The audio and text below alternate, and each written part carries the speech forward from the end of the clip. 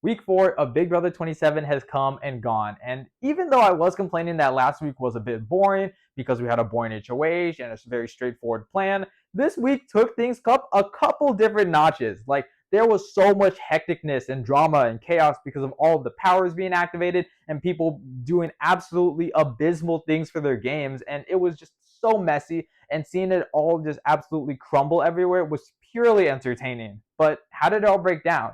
Well, that's why I'm here. In this video, I'm going to be recapping the events of week 4 of Big Brother 27 and giving my updated power rankings. So with all of that preamble out of the way, it is the one and only RJ21 here, and let's get into the Big Brother 27 week 4 recap and power ranking. Week 4 started off with the Killer Carnival HOH competition, which is a combination of the balance beam comp and the new rule comp that we've seen in previous seasons. Basically, in every single round, there is a new rule that the houses have to compete with, but it all has to revolve around these balance beams. There are 4 buttons, and you have to hit them all and then come back and hit your buzzer. Whoever's the last house guest standing will win and become the new head of household. I don't want to get into the specifics of every single round, but I do want to highlight some key moments. First and foremost, Keanu wins the first round, and he is absolutely explosive. He's acting as if he won the HOH competition. He's telling people that this is his comp to win when it's literally just the first round, and he very quickly eliminates the likes of Morgan, Mickey, Ashley, and Will, which is like boom, boom, boom, boom, boom. Like, he got all of them out just immediately, and I found that super funny. But by the end of it, the final 3 comes down to Jimmy, Rylie, and Zach, with Rylie coming out on top and becoming the new head of household. After the HOH competition, Rylie and Keanu are immediately celebrating. They're excited because they're going to flip the house on its head, and they're going to target the people who have been in power like Morgan and Mickey and Ashley, and they want to flesh out whatever power is remaining in the game. They're suspecting it might be Ashley or Mickey, but they're saying that it doesn't matter because they're going to nominate them and get that power out anyways. This information leaks to the likes of Zach, and then Zach goes back to Morgan and Mickey and tells them that their names are being floated around as potential nominees. And this is obviously concerning to Mickey, considering that she is the one who has the power. So Mickey decides that she is going to activate her power, but she does need some support. So Mickey goes to the likes of Ashley and Rachel and asks them to put on their best acting skills possible to make sure that Rylie does not suspect that Mickey is the one who has the power, which they obviously oblige to. Mickey then activates her power, and the interrogation is announced to the entire house, saying that Rylie now has the potential to be dethroned, but he does have the opportunity to interrogate every house guest for approximately 3 minutes to try and figure out who is the one who attempted to overthrow him. If Rylie makes the correct guess, he gets to stay HOH, but if he makes the incorrect guess, he is dethroned, and Mickey would become the new head of household. And Rylie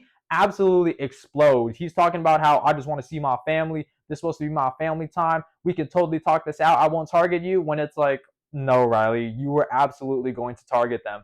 But seeing his blow up was absolutely peak entertainment. Rylie then interrogates everybody, but the interrogation I found to be the most interesting was his interrogation with Ashley, as Ashley, unintentionally or intentionally, was making herself look so suspicious. She was fidgeting and she was just moving around a lot, and she was just making herself look really uncomfortable, and she was smiling like the entire time, to the point where Rylie was like, what's so funny? And Ashley's just like, nothing's funny, it's just like I don't have the power, and that just made Ashley look that much more suspicious, even though she didn't even have the power. So by the time that Rylie was done interrogating all the house guests, Rylie makes his official guess that he believes that Ashley is the one who had the secret power and attempted to overthrow him. However, Mickey then stands up and reveals that she is actually the one who tried overthrowing Rylie, and she was successful. So now Mickey is the new head of household. And this does not go over well with Rylie, as Rylie has a huge argument with Mickey in the boxing room, where they're talking about how Rylie says that Mickey betrayed him, and Mickey saying that she didn't and that she felt threatened, but Rylie saying that they could have talked something out, when it's like, Rylie, you were gonna target them. Like, of course Mickey has the right to feel threatened and the right to put up and use this power. Like, why would she not? It just makes sense. But Riley's like, I just want my family time, and you took my family away from me, so now I'm targeting you in this game. I'm gunning for you, which is just so funny. We then see Mickey having her HOH conversations. She first has a conversation with Kelley, and she asks Kelley that if she doesn't put Kelley up on the block, if Kelley were to win the power of veto, Kelley would not use it. And Kelley does agree to this plan, considering how she's been on the block every single week for the past 3 weeks, and she isn't volunteering this time. So she is offering a honestly pretty good deal to Mickey. Mickey then has a conversation with Rylie, where Rylie hardcore apologizes for all of his actions. He's crying in Mickey's arms, talking about, I'm so sorry for the way I treated you, and you didn't deserve to be treated that way. I was just being emotional. And it's good that Rylie apologized for his actions, as he was high key out of line. Like, there was no reason to be yelling at Mickey like that. But the ramifications that this apology has for later events on the week is absolutely mind-blowing. Mickey then asks Rylie if it's okay if she puts Rylie up on the block as a pawn to try and beat Keanu in the power veto competition. Obviously, Rylie doesn't like this because he doesn't want to be a pawn and doesn't want to be nominated, but he unfortunately understands. So, come the nomination ceremony, Mickey nominates Keanu, Kelley, and Rylie, with Keanu as the primary target. After the nomination ceremony, Rylie and Mickey are having a conversation where Rylie is talking about how he wants to gun for this veto and win it, so he can not use it and keep Katherine off the block, as he does not want any sort of possibility of Katherine going up as the replacement nominee. Mickey then has a conversation with Kelley, where Kelley is talking about how if she wins the veto, she's going to use it on herself, obviously, because she's on the block. But Mickey is asking Kelley to not use it, talking about the earlier deal. But then Kelley responds talking about how the deal was only valid if she wasn't put up on the block, but now that she is on the block, that deal is no longer valid. We then pick place for the veto competition, where the HOH and Mickey, the three nominees in Keanu, Kelley, and Rylie, and Morgan and Rachel, who were selected by random draw, are going to compete in this week's veto competition. And this week's veto is called Flee the Scene, and it is basically the binary bridge competition from last season. It's a tournament style memory competition where they have to pick the correct tiles and find the correct path to the end. If you win your round, you move on. Whichever house guest comes out victorious by the end of the tournament will win the power of veto. Ultimately, the competition comes down to Keanu and Rachel, which should be an all-time battle. But everybody is dead silent watching this competition. And by the end of it, Keanu comes out on top and wins his third golden power veto in a row. And there should be celebrations and congratulations in store, but nobody is saying anything. Like, literally, all I could hear were the crickets. Like, it was dead silent. And Keanu notices this, so he tells Ava, I believe you have a prompt, and this sends Ava into a tailspin as Ava absolutely pops off on Keanu, saying that he has no right to talk to her like that and he has no right to be so disrespectful, when it's like, I'm on Keanu's side. Like, sure, we might not have seen the entire interaction, but Keanu is 100% justified because Ava does have a job. You know, she is the veto host. She is supposed to be the one who says all the lines and all the prompts. And the fact that she wasn't doing that and Keanu prompted her to do so, I don't think Keanu is out of line for that, especially considering the fact that Keanu has been on the bottom and has been the house target for basically the entire season. So for the first time this season, I can't believe I'm saying this, but I'm on Keanu's side. After the veto competition, we see Keanu giving a heartfelt apology, saying that this isn't who he is and that he's deeply sorry for his actions and popping off on Ava, as that is just not in his character and that's not how he wants to come off. And Ava just could not care any less. Like, yes, she accepts it, but she just could not care any less about this conversation. With Keanu winning the power veto, that means Mickey has to find a new replacement nominee. Mickey first has a conversation with Rylie, where she's telling Rylie and confirming that she wants to not only work with Rylie and keep Rylie safe, but she wants to keep Katherine safe, not even considering her as a possible replacement nominee. Mickey then has a conversation with Rachel, Ashley, and Will, where they're talking about who could go up as a possible replacement nominee. And Rachel suggests that Vince should go up on the block, considering that Vince is controlling the other side of the house, and Vince is getting really, really close with Mickey's close allies and Morgan, making Vince seem like a really big target if Mickey wanted to make a big move. And Mickey does consider this. Mickey then has a conversation with Vince, where Mickey alludes to the fact that Vince could possibly be going up on the block. And this absolutely petrifies Vince, as he is terrified of going up on the block, talking about how he has been playing a horrible game and he's been wanting to do this for over a decade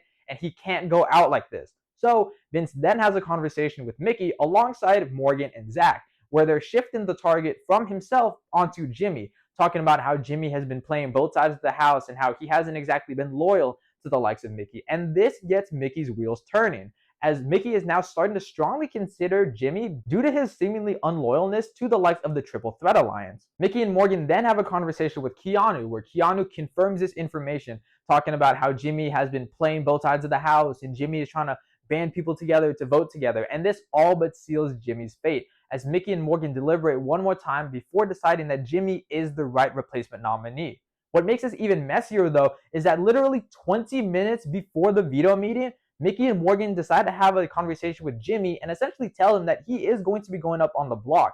And Jimmy, absolutely shocked by this, as it makes literally no sense for him to go up on the block at this point, tries defending himself, but it's all for naught. So at the veto ceremony, Keanu, as expected, uses the power veto to save himself, and Mickey nominates Jimmy as the replacement nominee.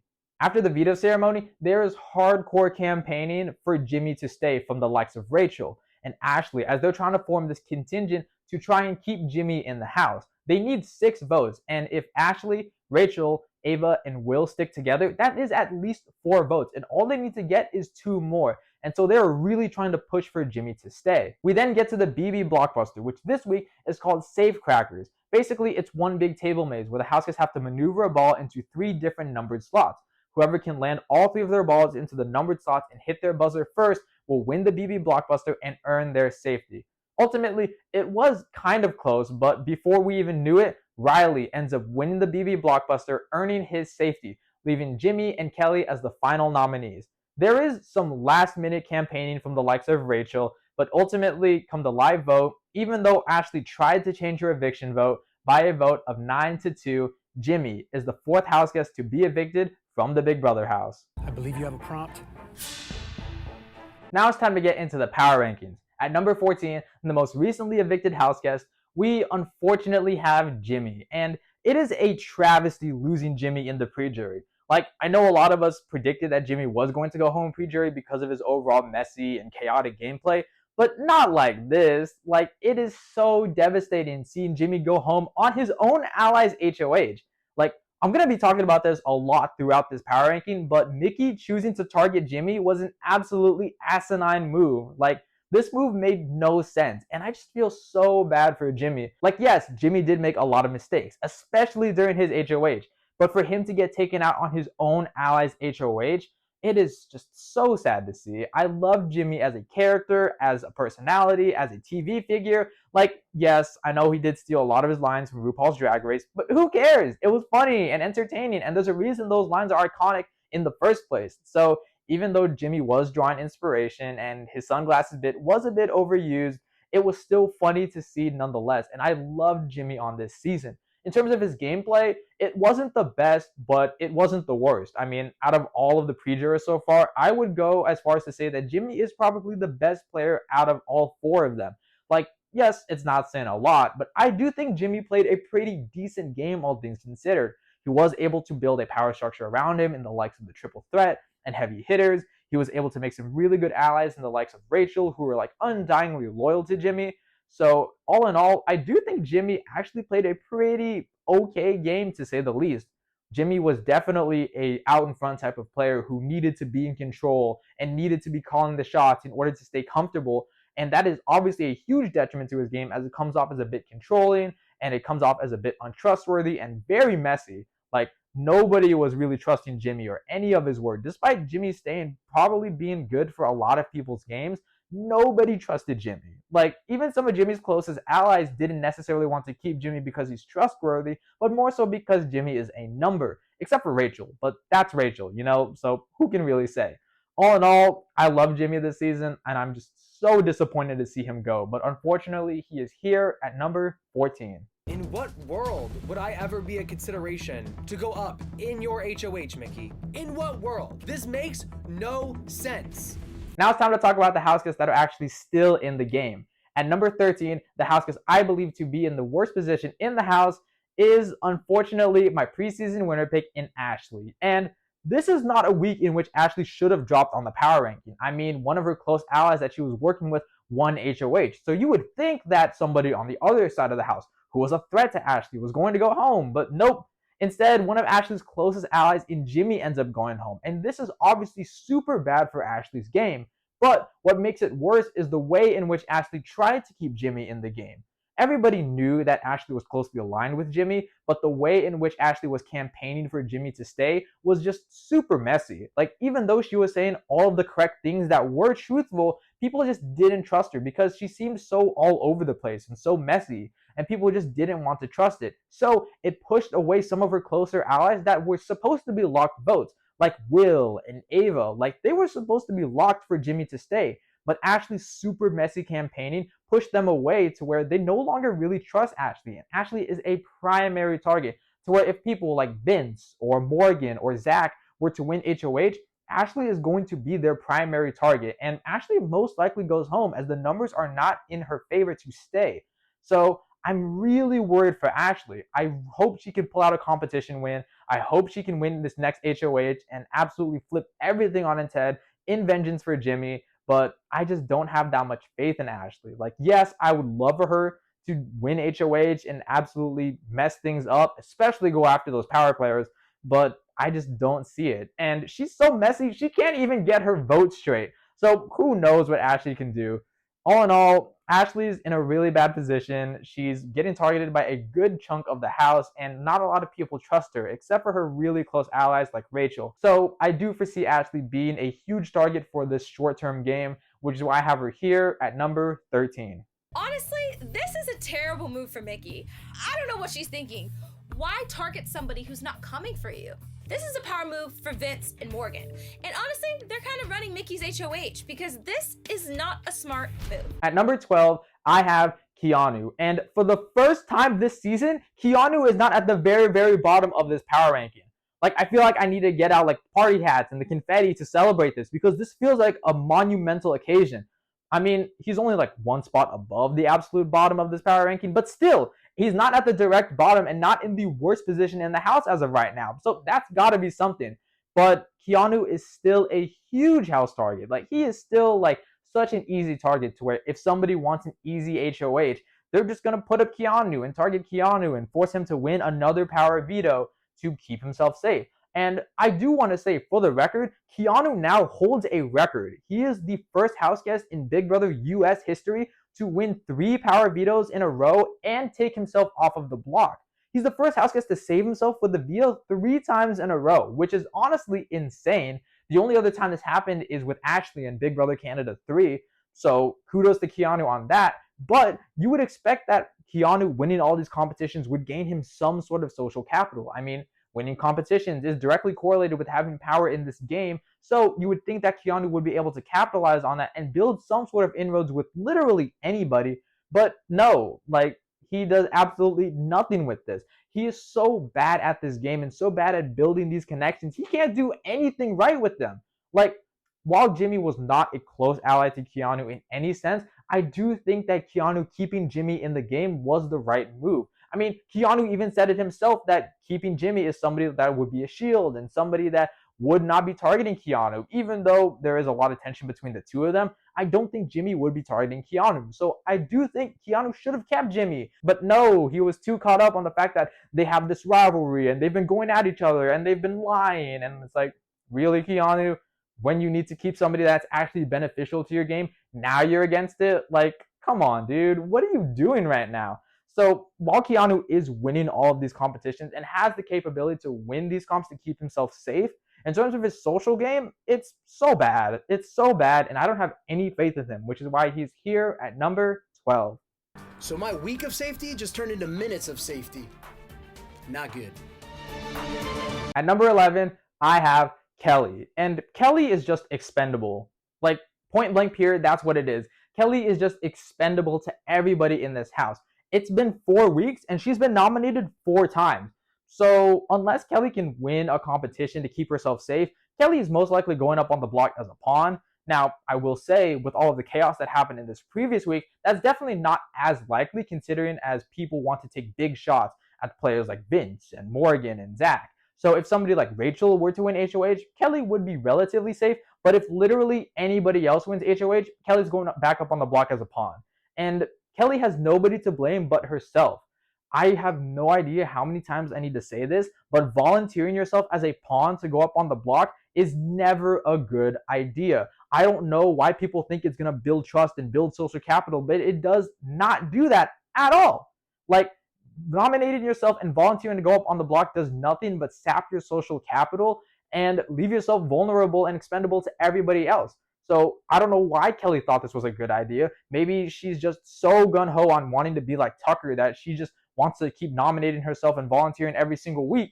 But I don't even know if she wants to do that, considering the fact that she keeps like crying and complaining about how going up on the block every week is really difficult, which it is. Like, I'm not saying that it's easy in any sort of sense, but you can't complain about it when you are volunteering yourself to go up in the first place, you know?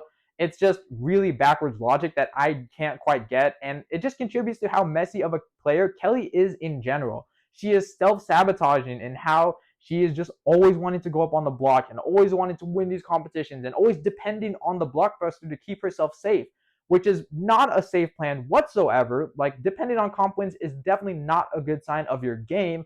But all in all, I think Kelley is just expendable. She's just a pawn. And if comp results go the wrong way in any given week, I can definitely foresee Kelley getting sniped out of the game, which is why I have her here at number 11. It doesn't feel great because I feel like I sent my best friend home and got blindsided in the process. At number 10, I have Rachel. And I am really sad to have Rachel this low. Like, Rachel was finally starting to gain some sort of traction in the game. Like, she had her own allies like Jimmy, and she had a power structure around her in the likes of Mickey and Morgan and Ava and Will and Ashley. Like, I thought Rachel was finally getting somewhere in the game. But nope, it's obviously like with Rachel Rylie, she could just never have her way. So she got the rug pulled out from under her, and now she's back on the bottom of the house. Obviously, her allegiance with Jimmy is obviously what made her a huge target in the first place. And the fact that Rachel was supposed to be the only vote to keep Jimmy in the house this week, it's very clear that Rachel is towards the bottom of the house. Now, to be fair, there is still that sentiment of wanting to keep Rachel in the house until jury. But even then, Rachel wanted to quit the game because of that sentiment. Like, when she learned about that, she wanted to quit because she thought that if they're just keeping around for jury, just for her to go home first, she doesn't want to do that. Like, she has a loving family and a very successful life back at home that she can go to.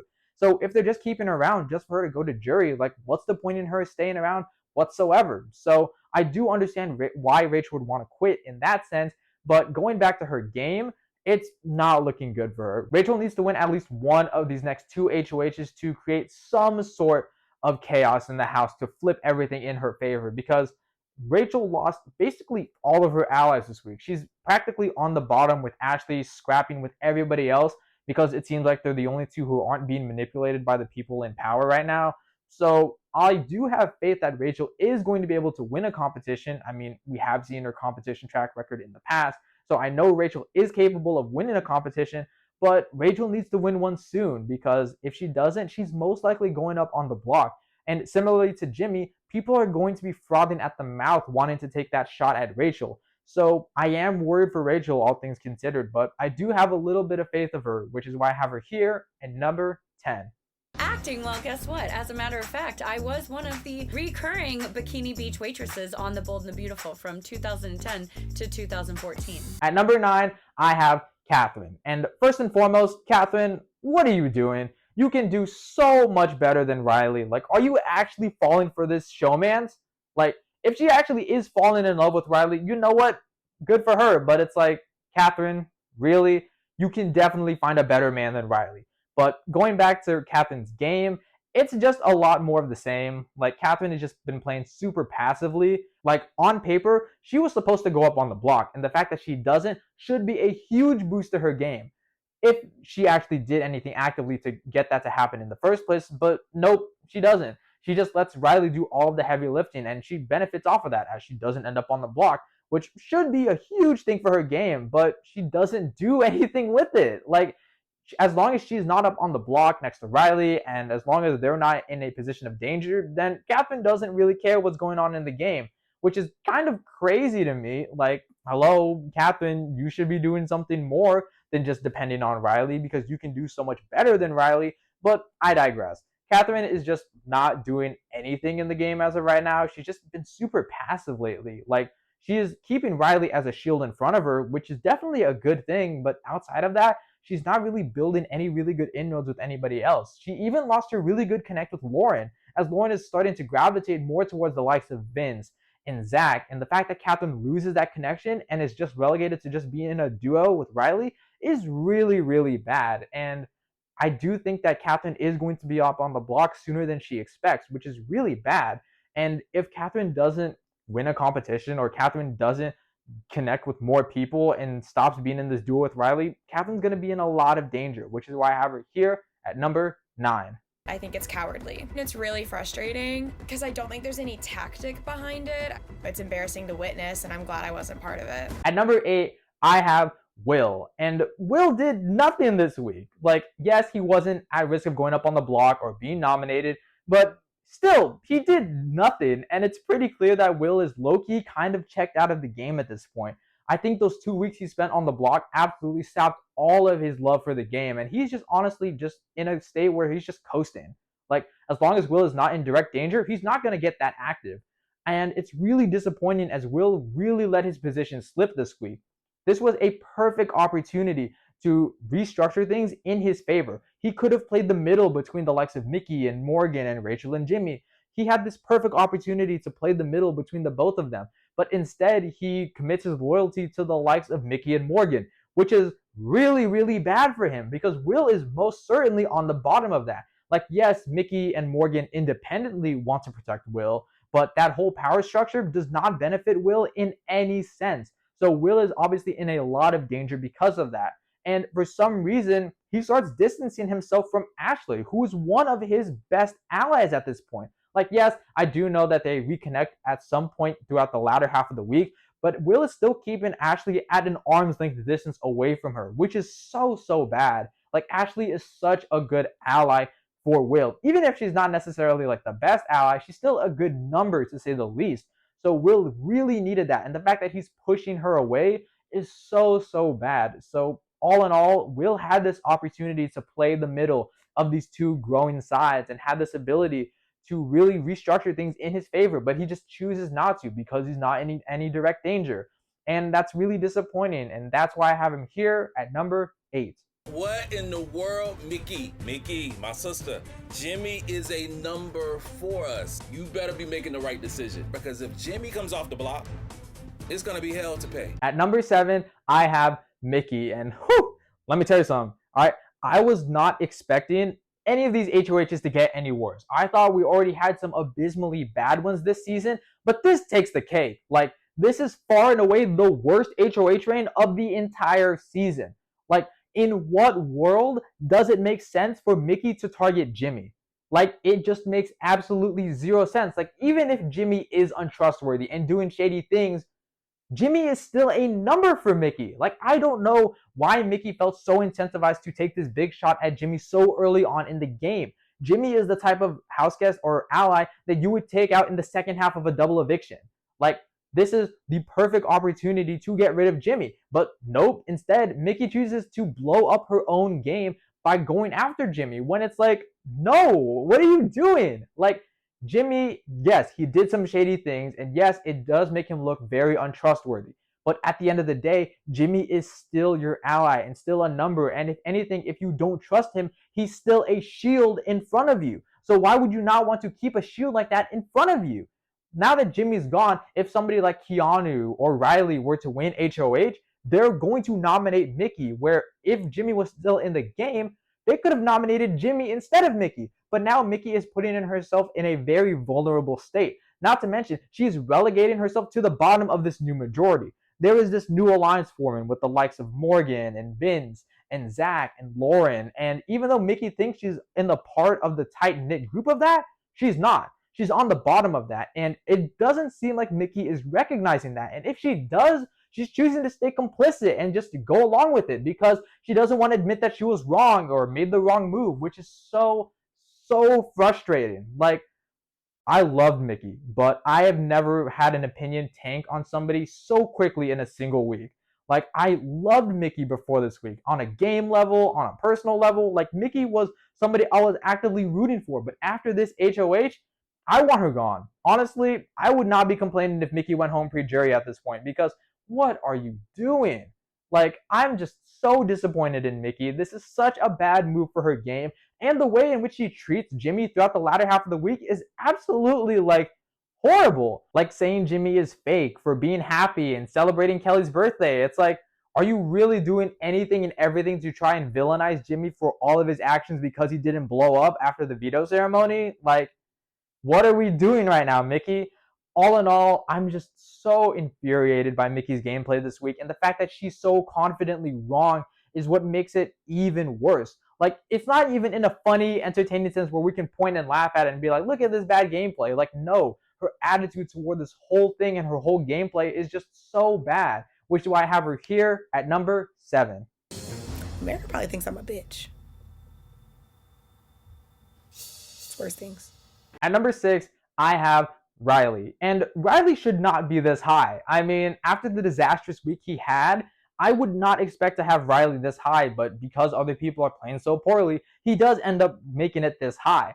Rylie went from doing nothing to being a target to somehow being in the good graces of the majority of the house. Like, it is so funny. He went from a nobody to winning HOH and having power to being dethroned to being nominated, and he almost went home. And I would have laughed so hard at that, because that is just absolutely funny. Like, that is objectively hilarious. Like, I feel like everybody should be laughing at that. But somehow by the end of the week, despite Rylie actively saying he is going to be going after the likes of Mickey and Morgan and Ashley, for some reason Mickey wants to align herself with that. I have no idea why, but for some reason Mickey wants to not only work with Rylie, but protect him and his showmans in Katherine. So obviously that's going to be spelling very well for Rylie. Not to mention, Rylie is still going after some of those people on that side. Like, Rylie was still saying he would be willing to go after the likes of Morgan if he were to win HOH. So even then, Mickey's goal in wanting to protect her allies still didn't even work. Like, Rylie is still going to be going after those people. And it's just so funny seeing how that works out. But in regards to Rylie himself, he's actually done a pretty decent job, all things considered. He was able to do some effective work in bonding with Mickey to keep both himself and Katherine safe. And unfortunately, at least for me, he was the safest nominee coming into the blockbuster. Like, the votes were not there for him to go home in any sense. Like, he was going to be staying no matter what. And even then, he still won the blockbuster. So kudos to him. But all in all, Rylie actually improved his position a little bit this week. And I'm honestly shocked, because I didn't know Rylie had it in him. But he is in a much better position as of right now, which is why he's here at number 6. Oh, what is that? What is that? Oh, that's the head of the household king. You know where I'm moving tonight, son. Let's go. What in the heck? I haven't even been HOH for 3 minutes yet. I feel so unfair. At number 5, I have Morgan. And let me just say, even though Jimmy going home isn't as bad for Morgan's game as it is for Mickey's game, it's still bad nonetheless, because as I stated with Mickey, Jimmy is still a shield for Morgan. So I just don't understand why she would want to get Jimmy out of the house at this point, especially when it's this early. Like, Jimmy absolutely turned on Morgan because of how blatantly Morgan had turned on Jimmy. Like, Morgan did not make it subtle in any sense that she was targeting Jimmy. And this just really sapped all of her social capital. Like, basically everybody in the house recognizes that Morgan is a power player and that she is somebody that needs to be targeted and needs to be taken out. So Morgan did really bad work in that sense. However, Morgan is in a power position in the house. Like I've been saying in previous weeks, Morgan is one of the most strong strategic forces in the entire house. Like, if she wants something to get done, it's going to get done, whether it's the right move or the wrong move. If Morgan wants something to happen, she's going to get it done. Like, Vince was in trouble and Morgan wanted to protect Vince, even though protecting Vince probably isn't that good for Morgan's game. I do think that Morgan was really effective in shifting the target away from Vince and onto Jimmy. Even though that wasn't the best, she was still able to shift that target away from Vince, which does benefit her. Now, I will say, Morgan aligning herself with the likes of Vince and Zach is definitely really bad, as it is blatantly obvious to everybody except for Morgan that she is third in that alliance. Like, if they make it to the final 3, she's getting evicted in 3rd place, guaranteed, by both of them. And Morgan is just so caught up in her crush with Zach that she's unwilling to see what reality is like. Like, everybody's pointing out to her, like, hey, Morgan, Zach is not interested in you like that. But she doesn't care. And she is just choosing to be a part of this new majority alliance, to where she is basically a house target. Like, if somebody like Rachel or Ashley were to win HOH, Morgan is a prime target for them to go after. And it's really bad. But even though she has all of those bad things going for her, she still has a pretty decent backing behind her. And she is one of the power players controlling this game, which is why I have her here at number 5. Ah! Okay, I'm messing up, guys. Like, okay. At number 4, I have Vince. And I'm now starting to realize that Vince is such a high variance player. He is so unconfident and insecure about his position in the game, and that is why it is always constantly wavering. That's why he can go from being on the bottom one week to being at the top of the house the next week to going back to being on the bottom. Like, he is just so unconfident about how he's playing this game and is not really trusting the decisions he's making. And that is what is making him such a huge target. But even then, I don't think Vince realizes how big of a target he is. He is still thinking that he could get into Rachel's good graces and still thinks that there are some sort of actions that he can make to make Rachel trust him, when it's like, that ship has long sailed away. Like, you are not gaining Rachel's trust at this point. As a matter of fact, you are Rachel's primary target. So it's just a matter of letting that go. But Vince is still crying about it. He's talking about, I have no idea why Rachel doesn't like me. It's like, I haven't even done anything to her. When it's like, come on, Vince. Let's be real. Let's be serious for a second. You've made a lot of actions against her on a game level, and that's obviously why Rachel would want to be targeting you. But outside of that, Vince has somehow accrued this whole army of minions behind him. Like the likes of Zach and Morgan and Lauren are for some reason undyingly loyal to Vince and want to go far with him in this game. When it's like, really? Vince of all people? Like, okay, I guess. So that is a definite boost for Vince's social game, but he's doing it in such a sloppy and lackadaisical way that it is making him a primary target. People are clocking what he's doing, and people want to take him out. But he does have a really, really solid backing behind him that does want to protect him and bring him much further into the game. And if they keep letting him slip even further into this game, I do think Vince could come out on top with the win. So I do think Vince is in a lot of trouble, but I also do think Vince has a lot of influence that could keep him safe. And it's that balance between the two is what is keeping him here at number 4. I've wanted this opportunity for over a decade, and I come here and I'm playing a game on week 4? God, I feel like I've done terrible now. How did I get to this point? At number 3, I have Ava. And on an entertainment level, Ava, you're not off my clientele list, but you're on probation. Like, I did not like how Ava acted throughout this entire week. First and foremost, the fight she had with Keanu, super unnecessary. I definitely think Ava was in the wrong for that. Like, there was no way Ava was going to give a big congratulations to Keanu. Like, we all saw how she reacted. She was deadpan, straight face, did not want to give Keanu that veto whatsoever. So I don't think Ava was in the right in that argument. But in terms of her game, she disappointed me even more. I thought Ava was going to align with the underdogs, and I thought she was going to be a part of this vote flip to keep Jimmy in the game. But nope, instead she immediately rats it out to Mickey, when it's like, I never even saw Ava and Mickey having that tight of a game relationship. So the fact that Ava is leaking all of this information to Mickey all of a sudden is just super jarring to me. Like, I didn't see this coming whatsoever, but I do think that is the incorrect move for Ava. Similarly to Will, I do think Ava could have been wavering in that middle position between those two emerging sides. I do think Ava still could have played ball with Jimmy while still being in the good graces of Mickey, because Ava just has that much likability and social credit within the entire house. Like, people still love Ava. Maybe not Keanu, but still, people love Ava and people want to work with and protect Ava. But she just shot herself in the foot by choosing to align herself with Mickey and really distancing herself from Ashley and Rachel. Like, it is so disappointing to see her drop her final 2 with Rachel, because now Rachel is all alone. And I do think that Rachel was not only an amazing final 2 for Ava, but an amazing shield for Ava, to where if Ava and Rachel ever ended up on the block next to each other, I do think Rachel goes home instead of Ava. But now she's completely disconnected herself from that, and it's really disappointing to see. I do think Ava has the potential to recover this and really recuperate those alliances and relationships, but I don't have the most faith in the world, considering that Ava has this whole anybody but me mentality. And sure, that would work on something like Survivor, but this is Big Brother, and unfortunately that mindset isn't going to work, which is why she is here at number 3.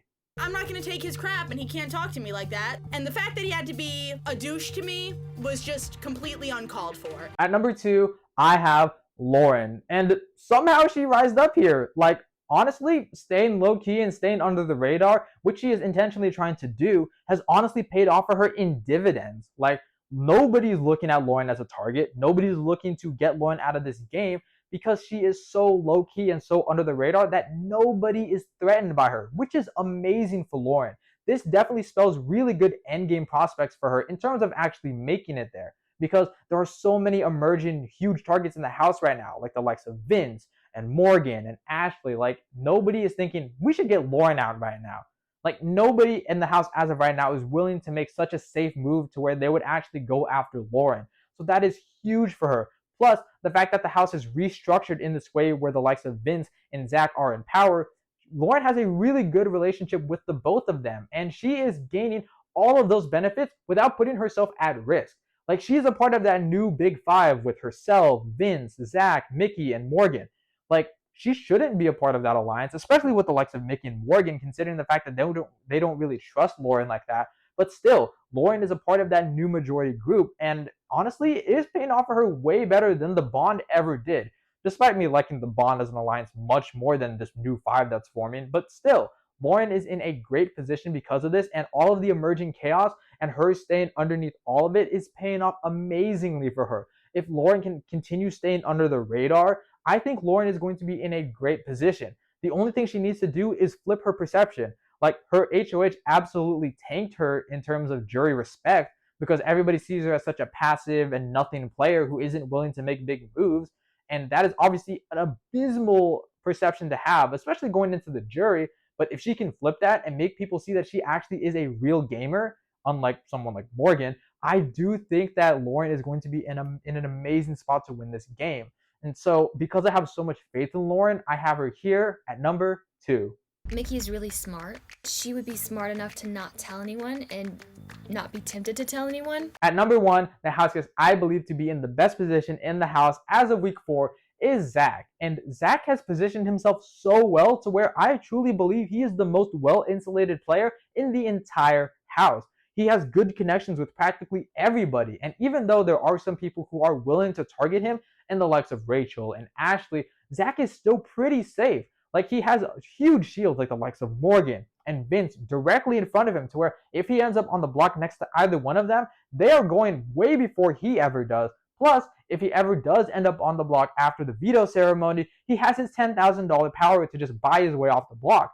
So even if people want to target him, they can't because he has that power to keep himself safe. However, even if he didn't have that power, all of these alliances that he has around him are paying off in dividends for him. Like this new alliance that I just previously mentioned with the likes of him, Vince, Morgan, Lauren, and Mickey, that is paying off amazingly for him. And everybody in that alliance believes that they are closely aligned with Zach. He's just making himself such a likable, palatable, affable guy that everybody wants to align themselves with him and take him super far into the game. Even the likes of Morgan and Mickey said that they want to go far with Zach, which is surprising considering the fact that they said that they wanted to target Zach and get him out pre-jury. They've completely flipped that perception and now want to go super far with Zach, which is shocking to say the least. I mean, Zach is a huge target. Zach is a huge threat that people should be going after, but people are no longer looking at him like that. Instead, people are looking at Zach as such an invaluable number and an ally that they have to keep around. And because he is in such a safe position and has that extra protection in his back pocket with his power, I have to put Zach here at number 1. Just between you and me, I actually prefer Mickey to be HOH this week compared to Rylie. I know that she wouldn't put me up this week. Overall, this house is absolutely insane. I know I was complaining last week about how boring and safe of an HOH this was, but be careful what you wish for because this is not what I wanted at all. Like, having Jimmy go home by the end of the week is the exact opposite of what I wanted to happen. Like, losing Jimmy is such a travesty, especially this early on into the season. I do think we're going to be losing a lot of entertainment value, and seeing such infuriating and indignant gameplay from the likes of Mickey and Morgan is just rubbing salt in the wound at this point. Like, seeing how they acted and treated Jimmy on his way out is just really, really bad, and honestly really, really depressing to see. Like, Jimmy did not deserve that whatsoever. He did make a lot of mistakes, but come on, he deserved to be at least treated like a person on his way out. So I am really, really disappointed with this week, but to play devil's advocate, this was so entertaining. Like, seeing players make bad moves is always going to be just like super, super entertaining and fun to watch. This was like Fessel in Big Brother 20 levels of bad HOHs. And the fact that it's Mickey is a bit disappointing considering I had a lot more faith in her as a player. But it was still fun and entertaining to see nonetheless. And the drama it created, so entertaining. It was just amazing to watch. Even if I didn't personally like the outcome, the drama and entertainment that this week brought was absolutely amazing. But those are just my thoughts. Leave your thoughts in the comment section down below. Be sure to like, subscribe, and share with your friends if you have any of those, and I'll see you all in the next video. Peace. Katherine, you need to sit down. I am sad.